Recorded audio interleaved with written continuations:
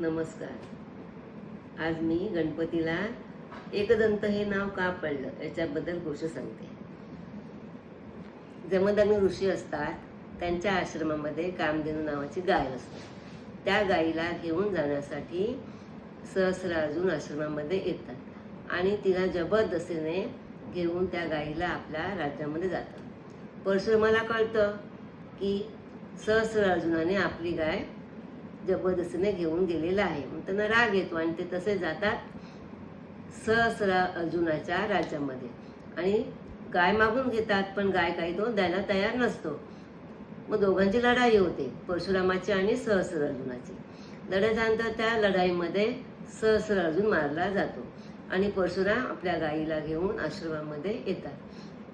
त्या आनंदामध्ये त्यांना असं वाटतं की आपले गुरु श्री शंकर त्यांना जाऊन भेटावं आणि ही आनंद वार्ता सांगावी.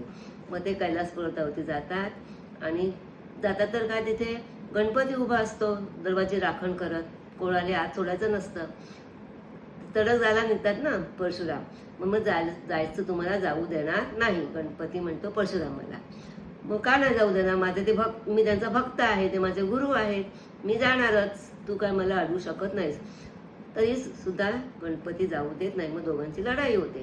त्या लढाईमध्ये परशुराम गणपतीवरती परशु फेकतो आणि तो परशु गणपती आपल्या दातावर त्याचा आघात सहन करतो, तो दात तुटून खाली पडतो.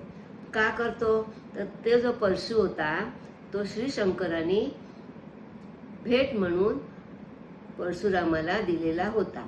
त्याचा मान राखण्यासाठी, शंकरांचा मान राखण्यासाठी तो आपल्या दातावर घेतला आणि त्यामुळे तो दात खाली तुटून पडला. दात खाली पडल्यानंतर काय होतं, मोठा आवाज येतो, सगळीकडे हाहाकार होतं. पार्वतीला कळतो, ते राग येतो तिला, ते संतापते, ऐकत नाही.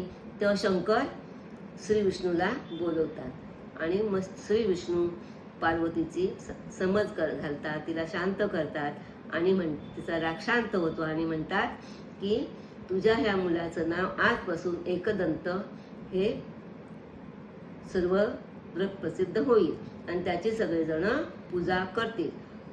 तेव्हा अशा प्रकारे गणपतीला एकदंत हे नाव पडले.